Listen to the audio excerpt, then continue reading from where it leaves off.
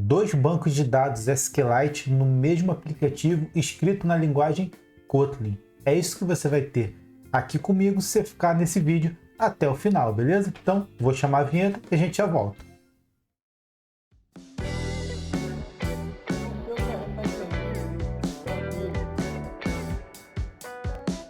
Descendo um pouco mais.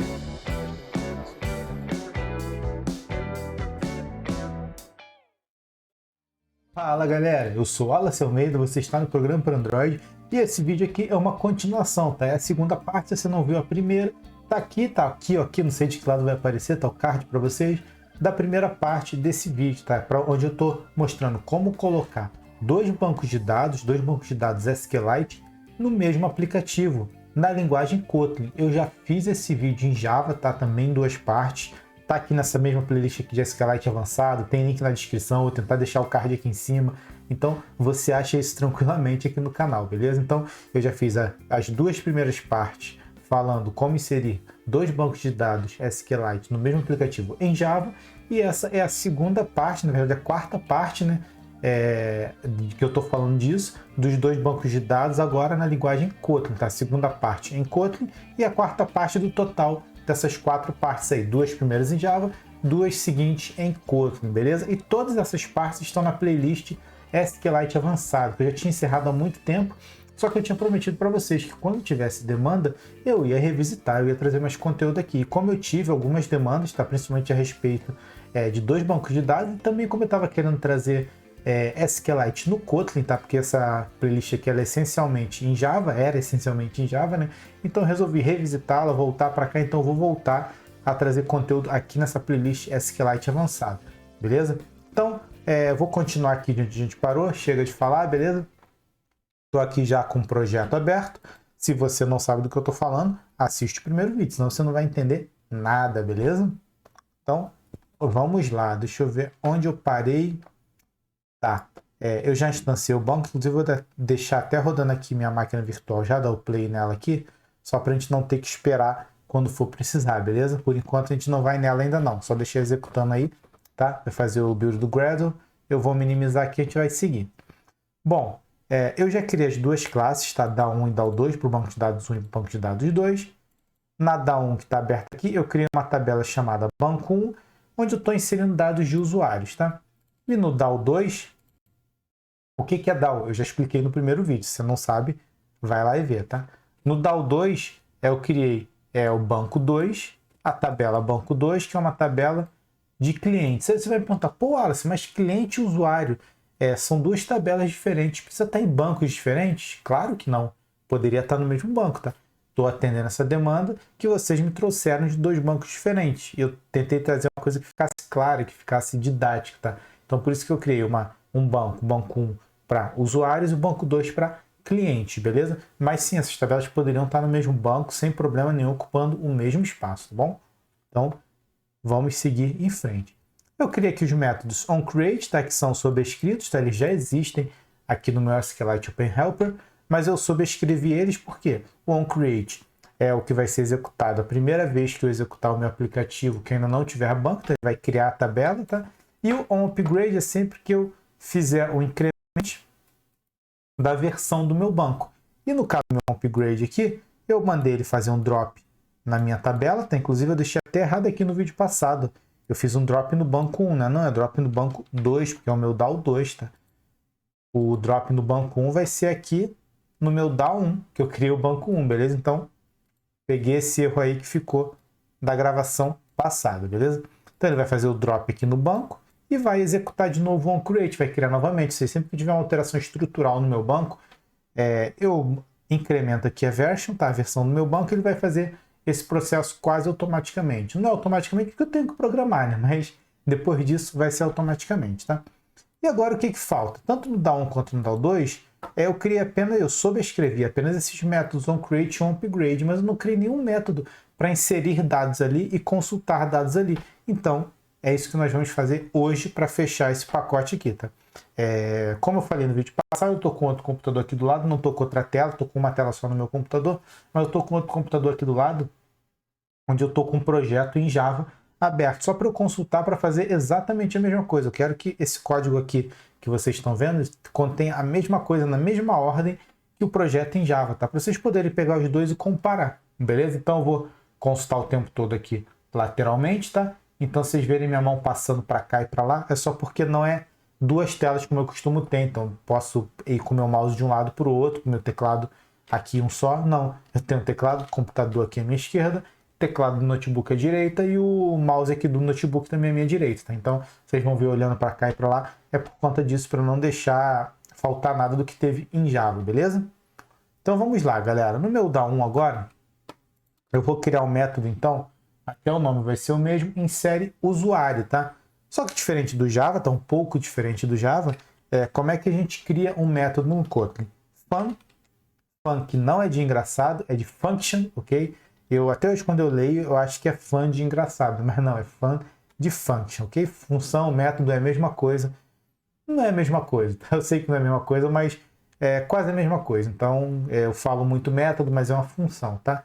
Fun insere usuário, tá? O nome da função, o nome do método, e ela recebe um usuário, tá? Que é um objeto chamado usuário da classe usuários, ok? Então aqui eu passo o objeto que eu estou mandando para minha função, para o meu método, ok? Eu vou importar aqui a classe usuários e eu vou dizer que essa função retorna um boolean. Opa! Boolean. Tá? O que quer dizer que ela retorna um boolean? Já expliquei lá no vídeo em Java. É porque quando eu inserir um usuário, eu quero que no final, se tudo der certo, eu retorno, né, um true, tá? Uma resposta true, verdadeiro. Se der errado, se der alguma pane, eu retorno um false, tá? False, falhou, não deu certo. Por isso que é booleano. Podia ser string, podia ser qualquer coisa, mas com booleano eu acho que fica mais adequado, tá? Abrir e fechar chaves aqui e pronto. Nosso método está quase ok, só não está ok porque eu não dei um return, ok? A partir do momento que eu digo que esse método é um boolean, eu obrigatoriamente tenho que ter um retorno. Na verdade, a partir do momento que eu digo que esse método é de qualquer tipo, eu tenho que ter um retorno, tá? Se não tiver tipo, se eu vier aqui e não botar o tipo, eu não preciso de um retorno. Por quê? Ele passa a ser o equivalente no Java ao método ou à função void, que não tem retorno. Ela é executada e ela se basta, tá? Porém, eu vou dar um Ctrl Z aqui para desfazer. A partir do momento que eu boto dois pontos aqui depois dos parâmetros que eu recebo e digo um tipo de retorno, obrigatoriamente eu preciso ter um retorno no final dessa função, no final desse método, tá? Então, essa é a estrutura básica de um método, de uma função no Kotlin, tá? Fun, para dizer que é uma function, tá? Uma função. O nome dela. Depois, os parâmetros que eu, porventura, mande. Posso não ter isso aqui também, não tem problema nenhum, ok? Pode ser assim vazio, mas nesse caso eu quero sim mandar um usuário, que é quem eu vou inserir no meu banco de dados, né? Então eu vou desfazer aqui, tá? Depois dos parâmetros, dois pontos e o tipo da função, se ele existir. Se eu não colocar aqui, eu tiro dois pontos, tiro o tipo, vira um método, uma função void, beleza? Se for void, eu não preciso ter retorno, melhor, nem posso ter retorno, né? Pode ver que se eu apagar aqui o boolean e o dois pontos, o meu return passa a não funcionar mais, eu passo a ter um erro aqui, ok? Então tem que tirar o meu retorno, porque é um void, não tem retorno, ela se basta. Eu vou desfazer aqui, porque eu quero que ela seja uma boolean, ok? Então, tá aí o nosso método, a nossa função completa em Kotlin. Vamos seguir em frente. Deixa eu ver aqui o próximo passo que eu deixei aqui, que eu fiz no Java. Sim, instanciar o banco de dados dbeta, que eu já declarei lá em cima, tá? Aqui no meu onCreate eu criei como dbeta e aqui eu vou declarar de novo como db. O que eu vou fazer? Val db igual readable database. Aqui é interessante, tá? Eu não estou fazendo essa série com Java e Kotlin um ao lado do outro, porque ela é um pouco mais intensa, tem muitas informações e fica confuso. Mas se vocês viram o vídeo versão Java, aqui a gente colocaria um get writable database para o Java, para dizer que eu estou acessando esse banco de dados como gravação. Já no Kotlin, um pouco menos verboso, um pouco menos de letras, um pouco menos de caracteres, apenas Writable Database, ok? Database gravável. Estou acessando com permissão de gravação. Não preciso botar 2 pontos, não preciso botar nada, porque o Kotlin facilita isso para a gente, tá? Então, criei um objeto chamado DB, que é um Writable Database, um acesso gravável no meu banco de dados, tá? Em seguida, eu vou criar um Content Values. Já expliquei também o que é o Content Values. Digamos que seja um objeto dinâmico, tá? Como assim um objeto dinâmico, Wallace? Você vai ver agora. Val, tá? Declara uma variável, dados, underline, usuário, igual Content Values, ok? Abro e fecho parênteses. Beleza. Criei o Content Values e eu acabei de falar para vocês que ele é um objeto adaptável, volátil, tá? Um objeto mais maleável para trabalhar. Por quê? Porque eu posso colocar parâmetros aleatórios nele, tá? A qualquer momento eu posso criar novos parâmetros e remover parâmetros sem precisar ter isso pré-determinado em uma classe, como é um objeto comum, tá? Então, eu uso muito esse Content Values, eu posso usar para qualquer coisa, mas eu uso muito para banco de dados. Por quê? Eu coloco os parâmetros em um objeto de acordo com os campos da tabela que eu quero preencher, tá? Então, eu disse aqui que o meu dados usuários é um Content Values, então é um objeto maleável desse, um objeto mais adaptável desse. E agora eu vou fazer o seguinte, dados usuário.put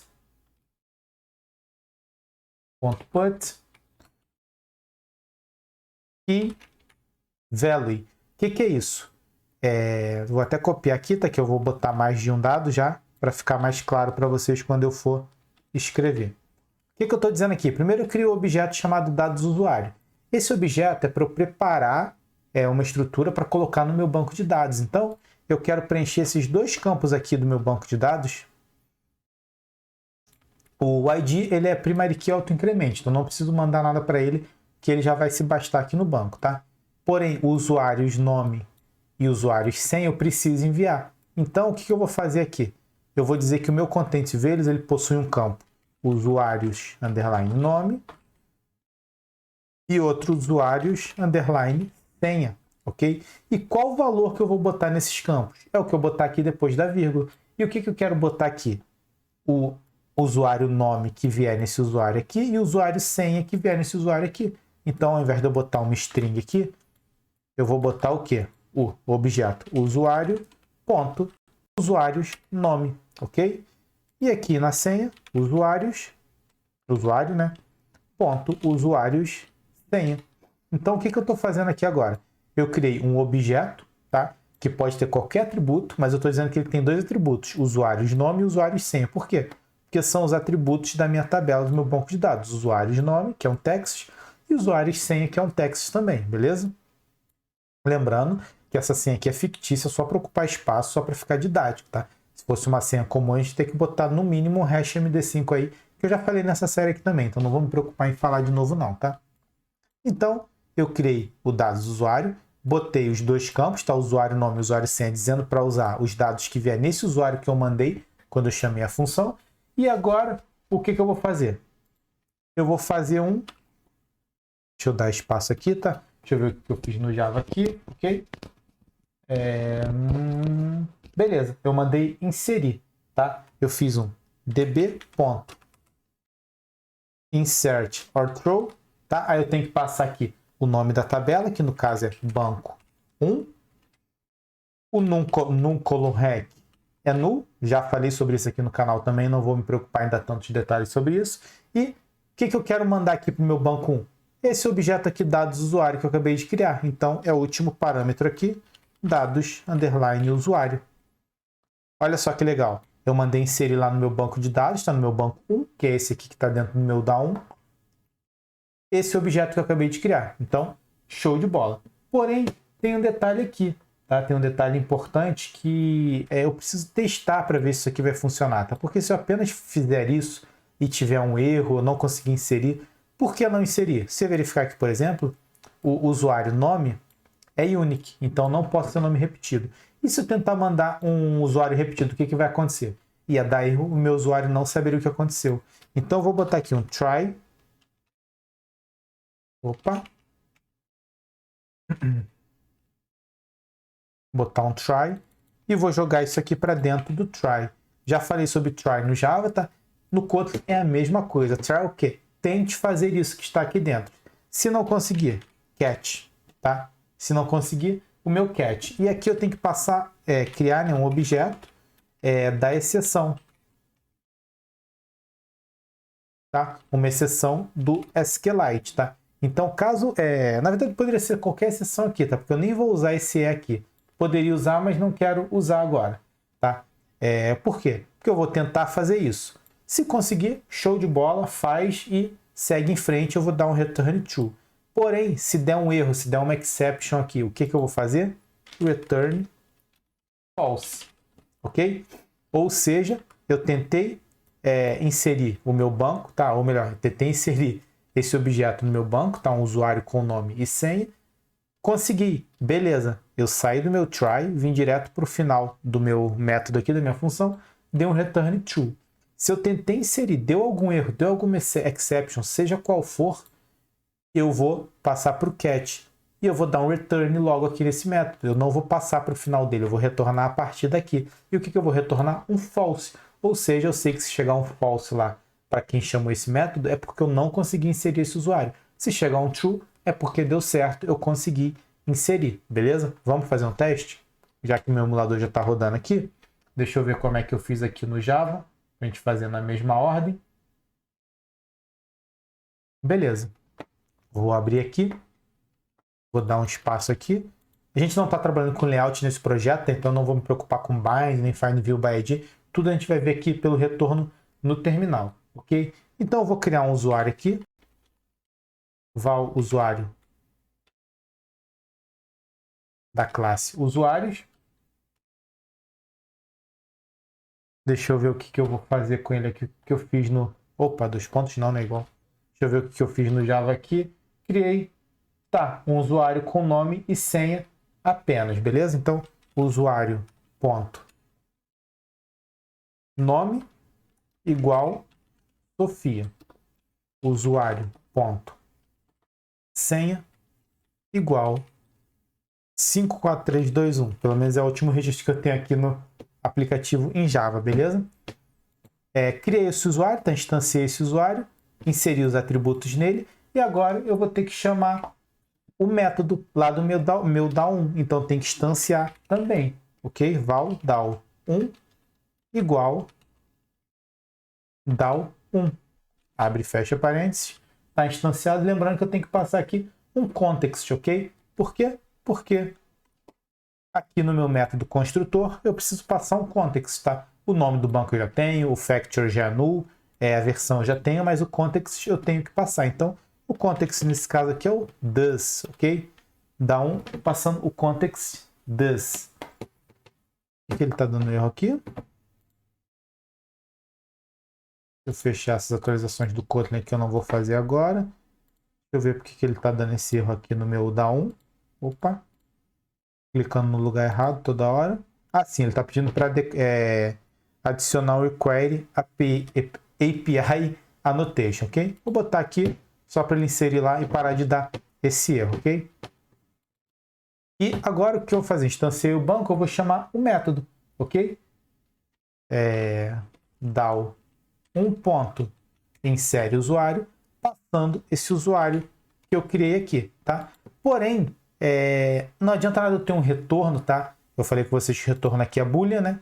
Se eu não estiver usando esse retorno, tá? Eu preciso resolver isso aqui. Então, o que eu vou fazer? Como é que eu fiz no Java para fazer igual? Deixa eu ver aqui. Tá, eu criei uma string e mandei imprimir essa string. Então, eu vou fazer o seguinte. Val cria o usuário, que é do tipo string, é igual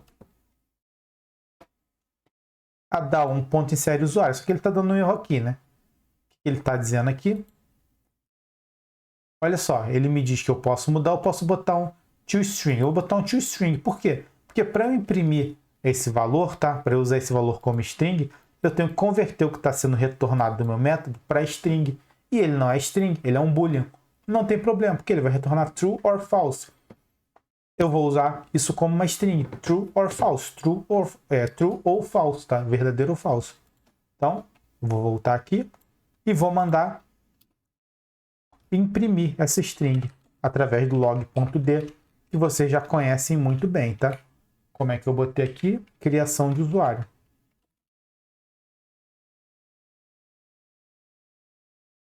Eu vou imprimir esse retorno. Cria usuário. Vou importar a classe aqui. Beleza, e eu acho que isso já é suficiente para a gente ver se está funcionando, tá? Eu vou rodar aqui agora, vou executar.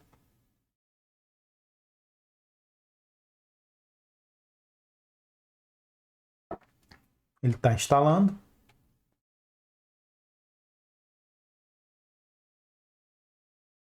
Esperar um pouquinho até ele fazer o install. Que a gente vai falar uma coisa muito importante aqui, galera. Muito interessante. Que eu já falei no canal superficialmente, mas não falei a fundo, tá? Vamos ver aqui se eu conseguir inserir, ó, criação de usuário true, ok? Então agora, deixa eu até subir aqui, porque se minha câmera estiver aí na frente, aqui em cima vocês conseguem ver, ok? Criação de usuário true. Eu vou fazer o seguinte, eu vou mandar criar outro usuário aqui, usuário Magali, com a mesma senha, não tem problema. Eu espero receber um true novamente, porque eu estou criando outro usuário diferente, né?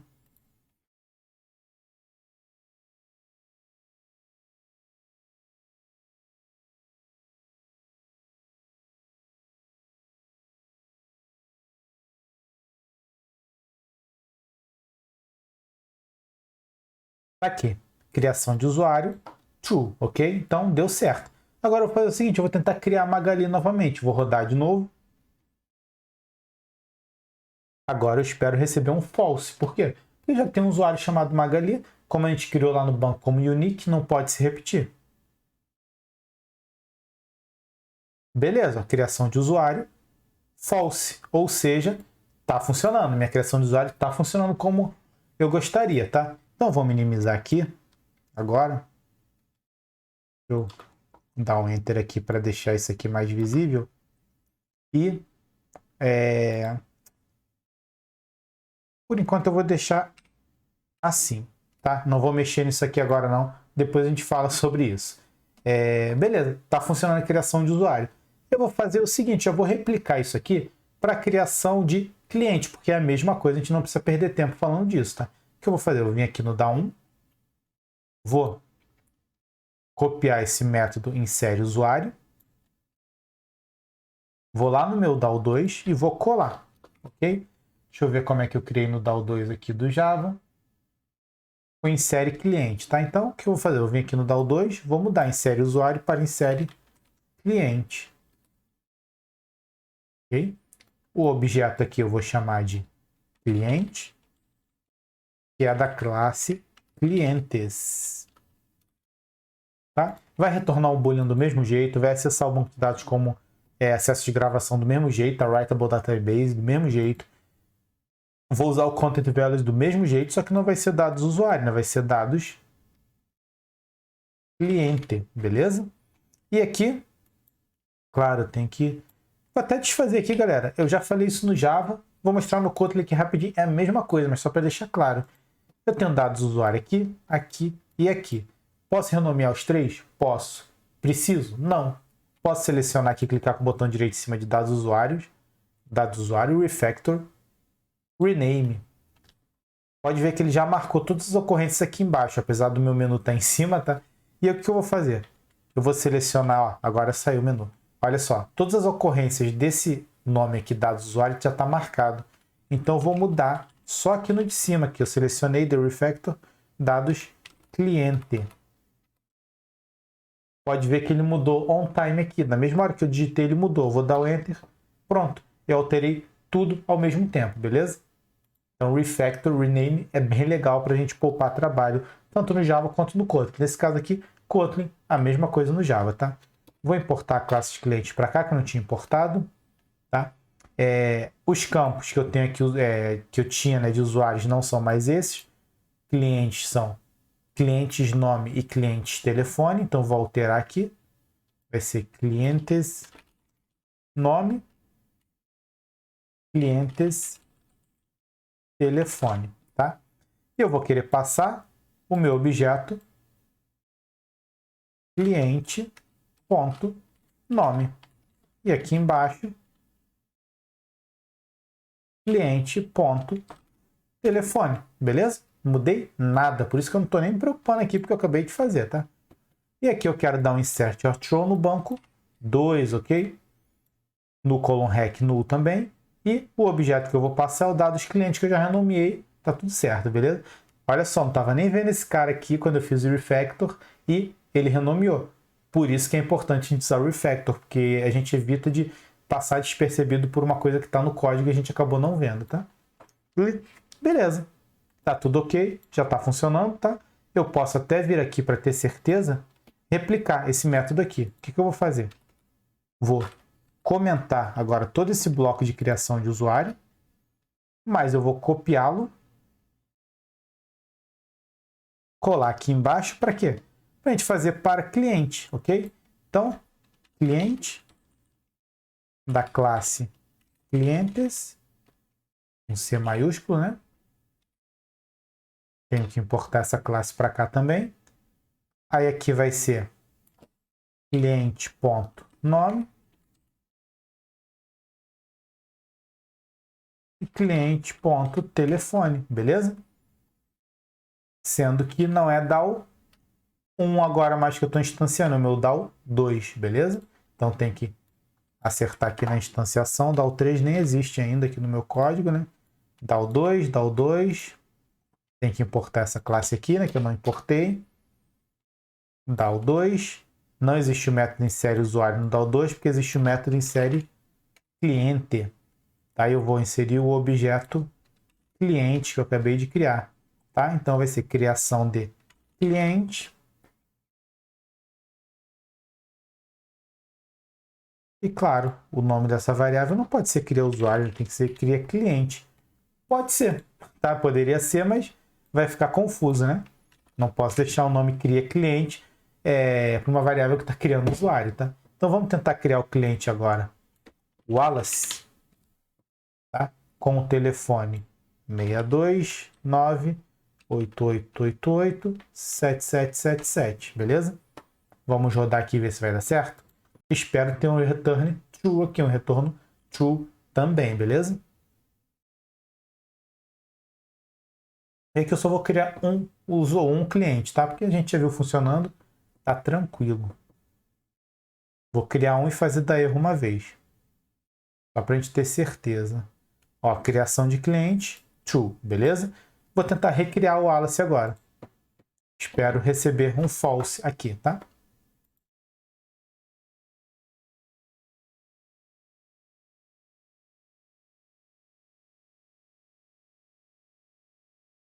Vamos ver. Aí, criação de cliente false. Está funcionando do mesmo jeito que o usuário, ou seja, eu estou respeitando as limitações que eu determinei no meu banco de dados para unique, tá? Ou melhor, unique?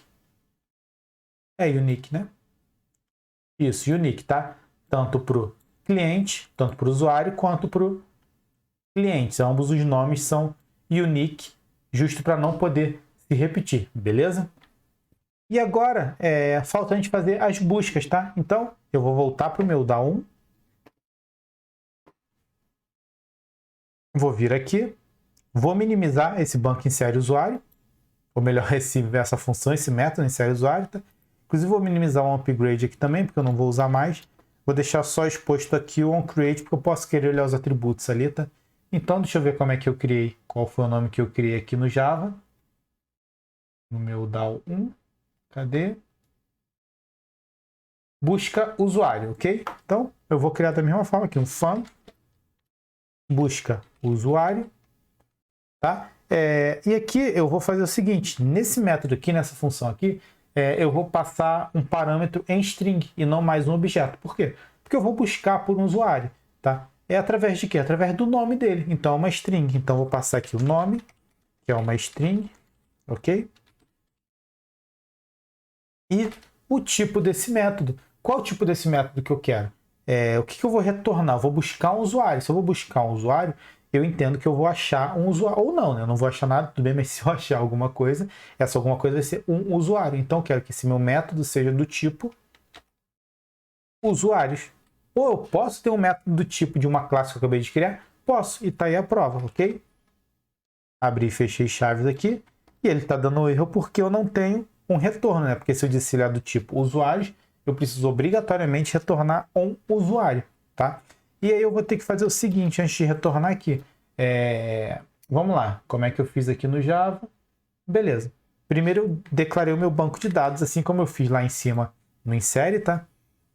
Val db igual a readable database. Por que readable database? Porque eu só estou fazendo uma busca. Poderia instanciar como writable? Poderia, ia funcionar. Mas não é o caso, eu ia estar expondo meu banco de dados à toa só para fazer uma leitura, tá? Eu ia estar dando permissão de gravação para fazer uma leitura. Então eu ia estar expondo meu banco de dados. Não é legal fazer isso, tá? Então eu vou instanciá-la apenas como readable. Na sequência, o que eu fiz aqui no Java? Beleza, criei a string val SQL, qual o nome que eu botei, underline busca, underline usuário. Estou tentando fazer idêntico ao que eu fiz no Java, na mesma ordem tudo, para vocês não terem dúvidas se vocês forem consultar um e outro, beleza? É igual uma string qualquer, tá? Que para colorir essa string, como eu já tinha falado lá no Java, eu vou mandar executá-la primeiro, tá? Então eu vou fazer o seguinte, eu vou criar aqui um cursor igual a rol. Opa, val cursor, como é que eu criei no Java? Tá, val cursor igual a db.rol query, tá? E o meu SQL, underline busca usuário, ok? Aqui o que ele tá dando erro?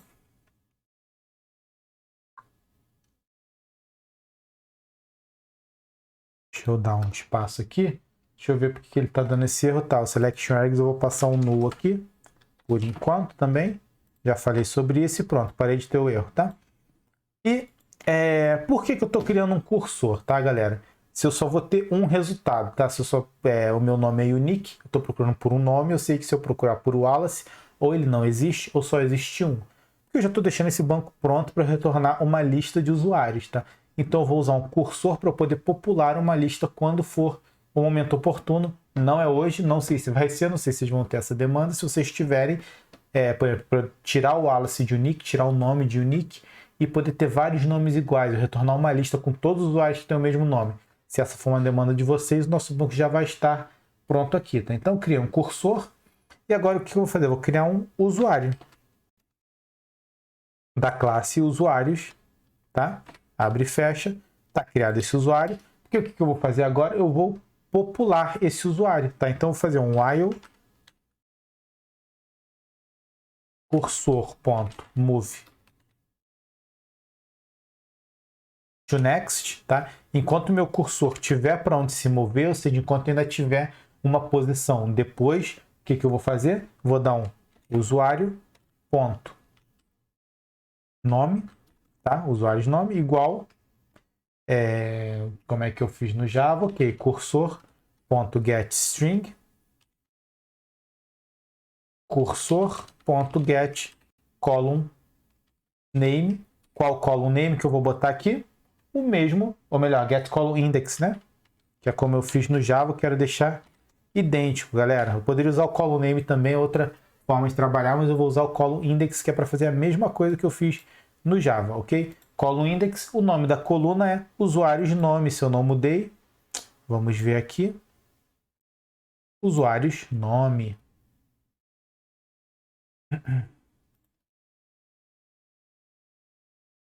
Usuários nome, beleza? Tá dando um errinho aqui? Eu vou deixar ele fazer o que ele está pedindo aqui, tá? ADD Suppress Lint Range Annotation. Já falei sobre isso no vídeo anterior também, se eu não me engano, tá? Vou copiar essa linha. Ela é um pouquinho grande para não ter que reescrever tudo. Aqui vai ser usuários senha, certo? Porém, no campo usuários senha, no atributo usuários senha, tá? Feito isso, o que eu vou fazer? Uma coisa muito importante que eu esqueci de fazer lá em cima, inclusive, db.close para eu fechar a minha conexão com o banco, tá? Cursor.close para eu fechar o meu cursor, para encerrar o posicionamento do meu cursor, e vou dar um return usuário, beleza? Para retornar esse usuário que eu recebi. Pô, Wallace, mas e se eu não tiver retorno nenhum? Fica comigo que a gente já vai ver isso, tá?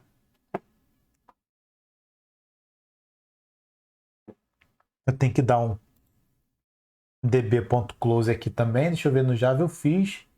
No Java eu fiz, aqui eu não fiz. Ó, antes do meu return aqui, db.close, ok?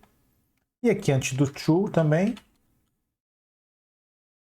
Nesse caso especificamente, dá problema de eu não fechar o banco de dados? Não. Eu estou fazendo consulta a consulta, tá? Eu sempre começo o processo todo para consultar, então, de certa forma, meu banco é fechado na marra. Mas não é a forma certa. Vamos usar boas práticas e sempre fechar uma conexão com o banco quando a gente encerrar o seu uso, com o db.close. Bem simples, tá? E aqui você deve ter percebido que eu fiz toda a estrutura, mas não botei o meu select, que eu deixei por último de propósito, para vocês verem, tá? Ele já vai estar colorido com as cores do SQL, porque eu já mandei executar essa string. Então, a partir do momento que eu dei um db.hawkcarry nessa string, o meu Android Studio já entende que isso aqui é SQL, é SQLite. Então, ele vai colorir de acordo com isso, beleza? E agora eu vou fazer um select. Olha lá, já botou a cor do SQLite no Android Studio. Asterisco from banco 1 where, tá? Where quando, né? Usuários underline nome for igual. Aí que eu posso fazer de várias formas, tá, galera? No Java eu fiz de um jeito, aqui no Kotlin eu vou fazer de outro, tá? No Java eu concatenei a string, aqui eu vou botar uma variável dentro da string. Só para vocês verem as formas diferentes. No Java isso aqui funciona igual, tá? Como é que eu vou fazer aqui para colocar uma variável dentro da string? Que variável eu quero botar? Essa aqui, nome, tá? Quero botar ela aqui dentro da minha string. Eu vou fazer o seguinte, eu vou usar o símbolo aqui monetário, tá? O cifrão, beleza? Cifrão, nome. Olha só que interessante, ele já identificou essa cor aqui. E se você ver agora, o nome que estava sem utilização passou a ter utilização e está marcado. Se eu ver aqui e apagar isso, ó, o meu nome não está sendo utilizado. Então, como é que eu faço para botar uma variável dentro de uma string? Através do símbolo cifrão. Nosso teclado tá cifrão o nome da variável. Olha só que legal. Ele já pegou lá, já está utilizando ela. Então, eu posso concatenar a string como eu fiz lá no Java. Dá uma olhada no vídeo lá para você ver como é que eu fiz lá. Ou posso usar esse recurso aqui do cifrão dentro da string. Só lembrando que isso aqui precisa estar entre aspas para o SQLite, tá? É uma string SQL comum que se eu vou passar um parâmetro tem que estar entre aspas. Então eu vou botar aspas simples aqui, que é para não confundir com aspas dupla do início e do final da string, beleza? Estou usando aspas dupla no corpo da minha string, dentro dela eu vou usar aspas simples, que não vai ter problema nenhum, beleza? Então nossa string está aí, já fazendo buscas no banco de dados. Vamos testar para ver? Na verdade, ainda não. Não vamos testar. Eu vou, da mesma forma que eu fiz com o de inserção, eu vou copiar esse busca usuário aqui, inclusive até com SuperSilent ali também, e já vou colar no meu DAO2, fazendo as alterações necessárias, porque é a mesma coisa para buscar usuário ou cliente, tá? Aqui eu tenho que botar o db.close também, que eu tinha esquecido. Tanto aqui quanto aqui. Fechar aqui de novo. Tá? E aqui não mais é busca usuário, agora é busca cliente. Ok? Que vai ser pelo nome também, então isso eu não preciso mudar. Só que eu vou retornar cliente aqui, não mais usuários, ok? Vou acessar o banco como readable da mesma forma, tá? O nome da string eu vou mudar para busca clientes. Que busca clientes. Na verdade, cliente, né? Foi usuário, então vai ser cliente. Esse select asterisk fazendo no banco 2 e vai ser clientes underline nome. Deixa eu ver se o nome do campo é clientes underline nome mesmo, é clientes underline nome. O nome que eu mandei, tá? Busca cliente, ok aqui. Esse objeto não é mais um usuário, é um cliente.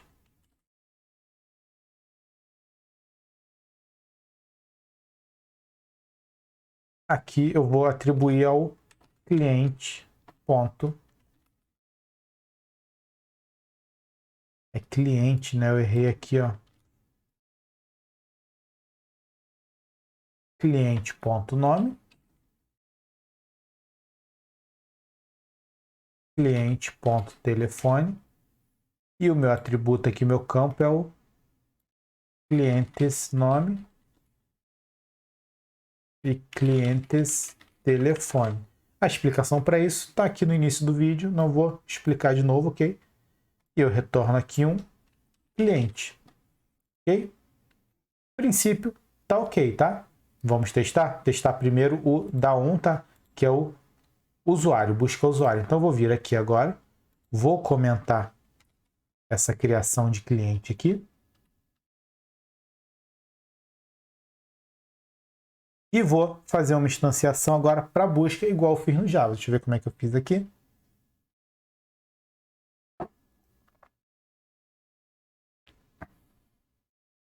No meu main activity.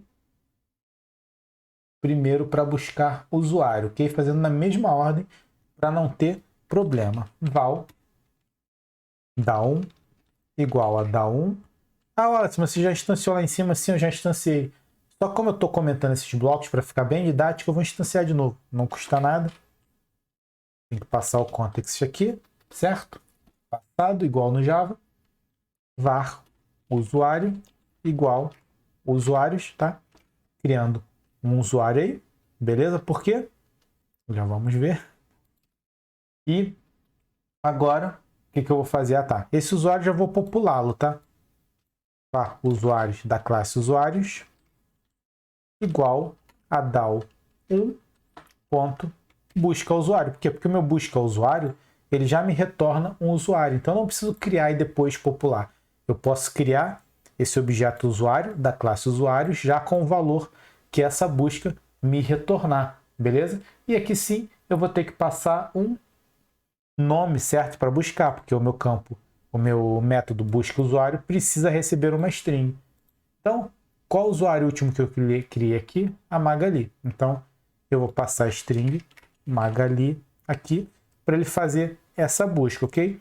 E o que eu vou fazer na sequência? Vou tentar imprimir esse resultado. E aqui a gente vai ver uma coisa muito interessante que eu queria falar no canal há muito tempo, galera. Vou fazer aqui um log.d, usuário encontrado,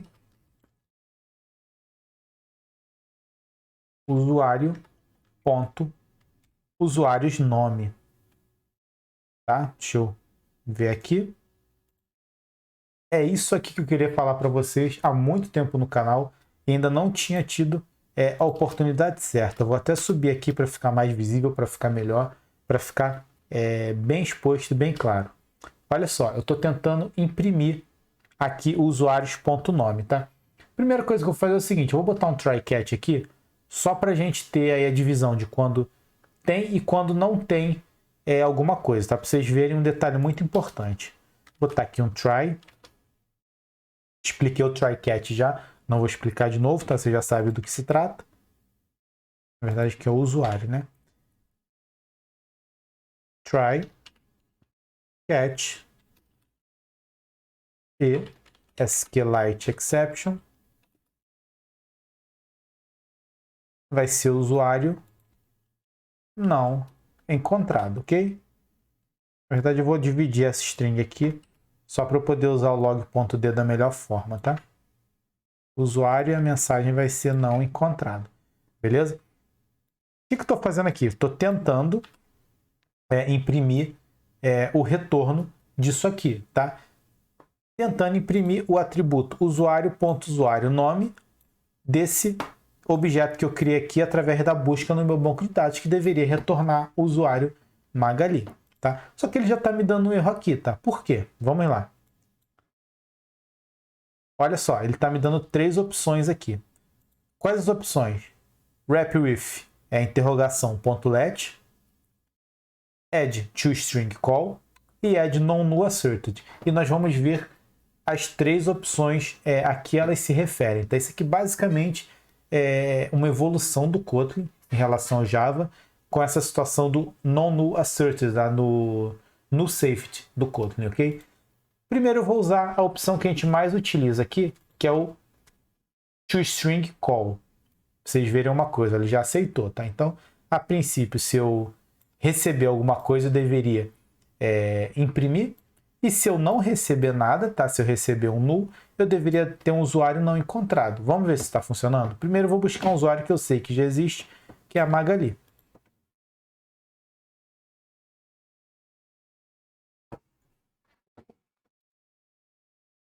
Vamos ver o que vai acontecer aqui.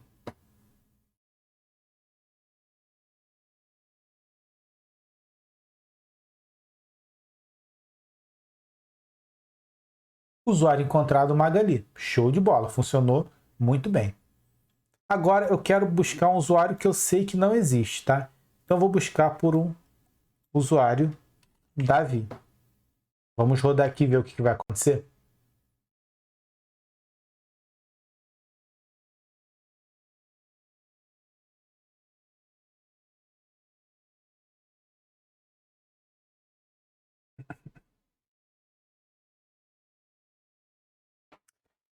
Olha só, eu recebi aqui um usuário encontrado null ao invés de eu ir para o meu cat, tá? Por que que isso acontece, galera? Porque aqui, ó, no meu DA1, eu retornei um usuário, seja qual for, esteja ele com dados dentro, através do meu while, tá? Ou sem dados. Por quê? Porque esse usuário já existe, ele já foi criado, então ele está sendo retornado com dados ou vazio, tá? A partir do momento que eu botei aqui para ele forçar um toString nesse meu objeto, nesse meu atributo do objeto, o que ele está fazendo? Ele tem um null, só que ele transformou o null em string. Tá aqui, ó. Não sei se vocês viram aqui quando eu mostrei a primeira vez, porque talvez minha tela estivesse aqui na frente, mas eu subi agora para vocês verem. Então eu tenho um null, tá? Porém, eu forcei o meu código a se comportar de uma maneira que ele converta esse null a uma string. Isso é correto? Não necessariamente. Pode ser, pode não ser. Quais as outras opções que eu tenho aqui, tá? Eu vou fazer o seguinte, então. Eu vou tirar esse try-catch aqui.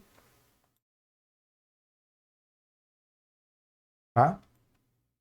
Por quê? Da forma que está aqui, eu não preciso dele, porque eu nunca vou entrar no catch. Porque se eu tiver uma informação, vocês viram, ele aparece para mim. Se não tiver, ele transforma o null em informação e mostra. E talvez eu não queira isso. Então eu vou tirar agora esse toString aqui.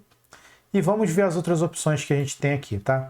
Eu tenho essa interrogação .let call aqui.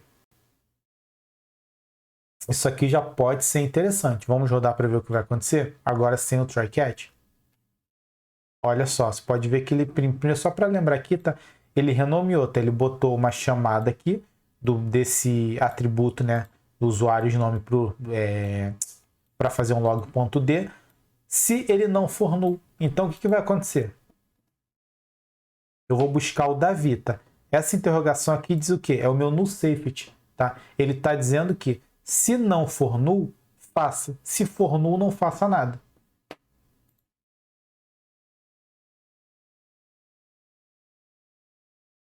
Olha só, ele não fez nada, tá? Ele não imprimiu nada para a gente aqui. Então já foi uma segurança do null safety para a gente aqui, tá? Vamos buscar um que eu sei que existe, a Magali agora, para ver se vai funcionar.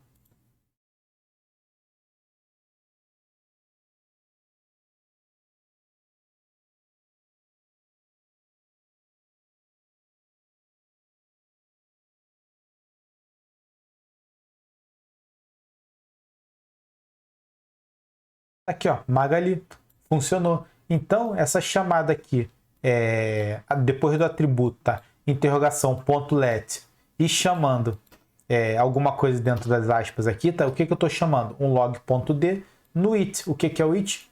Isso aqui que foi encontrado ou não, tá? Isso aqui já me dá uma segurança, por quê? Porque essa interrogação está dizendo aqui, se não for null, faça isso. Se for null, não faça nada. Então já não precisei daquele try-catch para fazer teste. Isso aqui é muito mais seguro do que o try-catch. Mas a gente tem uma terceira opção que estava sendo demonstrada ali. Eu vou desfazer tudo isso. More actions. Non asserted call. Olha só. Agora o que ele me botou aqui? Eu botei duas exclamações no final. O que essas duas exclamações estão dizendo? Eu estou assumindo a responsabilidade para o meu código e dizendo: eu garanto que essa string não será null, tá? Eu estou basicamente dizendo assim, ó, ignore o aviso. Por quê? Porque se eu tiro isso aqui, por que que meu código fica me dando esse erro e me obrigando a tomar uma dessas atitudes? Porque ele está dizendo assim, ó, isso aqui é alguma coisa que, dependendo do que você faça, pode não estar inicializado, pode ser um nulo e vai dar problema no código. Então tem que agir de alguma forma. Eu posso usar o interrogação lá para dizer faça apenas se não for null. Isso é o meu null safety. É ótimo, tá? É a melhor forma, a melhor situação para trabalhar é assim, tá? Coloque a interrogação lá, .let, e executa apenas se não for null, beleza? Isso aí é o top de 10, top de linha, top 10 ali, tá? Para funcionar. O meu ponto toString vai evitar erros, tá? Mas pode gerar informações incorretas. Por quê?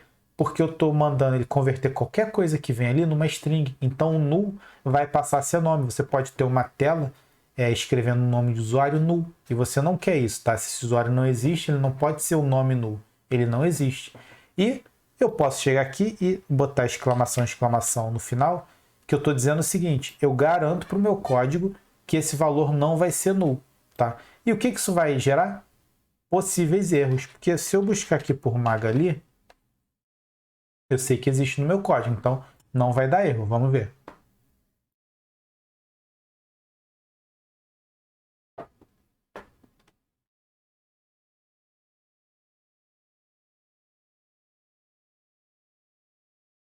Tá aqui, usuário encontrado Magali. Só que se eu botar aqui um usuário que eu sei que não existe, só que eu disse para o meu código que eu assumi a responsabilidade disso não ser um null, olha o que vai acontecer. Vou até deixar meu aplicativo aberto aqui para vocês verem o que vai acontecer. Ele deu pau, ele fechou. Por quê? Porque teve um null onde eu disse para o meu código que não seria null de forma nenhuma, tá? Não está aparecendo erro aqui, eu vou rodar de novo. Às vezes o emulador aqui não mostra os erros, tá? Olha lá. No pointer exception, tá? Java Runtime Exception no pointer exception básico aí. Aqui, no pointer exception. Por quê? Porque eu disse pro meu código que não seria null, mas eu não garanti isso para ele. Eu não fiz com que não fosse. Então, deu pane. Então, melhor forma aqui nesse caso é a gente usar o null safety do Kotlin. Vou apagar isso aqui e vou selecionar a melhor opção, que é o null safety aqui, com a interrogação, beleza? E eu vou rapidinho fazer a mesma coisa aqui para o DAO 2, beleza? Vou comentar tudo isso aqui. E para o DAO 2 a mesma coisa, tá? Só que eu vou buscar um cliente, tá? Da classe clientes. No DAO 2, busca clientes, ou melhor, cliente, né? E aqui eu já vou deixar pronto aqui, tá? Cliente ponto nome, cliente encontrado, tá? Já vou deixar o null safety aqui para o cliente e deixa eu ver qual foi o último cliente que eu criei. Deixa eu ver. Wallace foi o meu nome mesmo, tá? Então vou buscar aqui por Wallace e vamos ver se ele vai encontrar.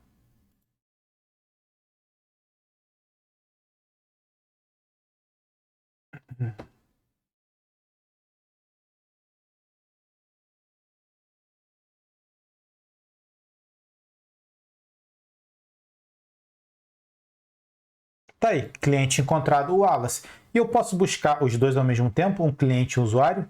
Vamos testar. Assim como eu fiz no Java, tá? Agora eu vou fazer as duas buscas ao mesmo tempo, ok?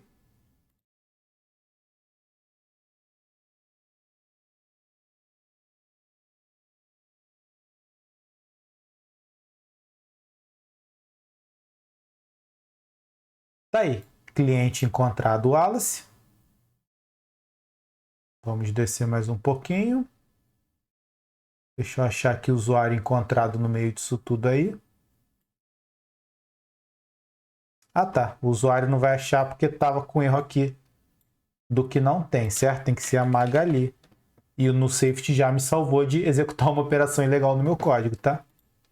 Para finalizar então.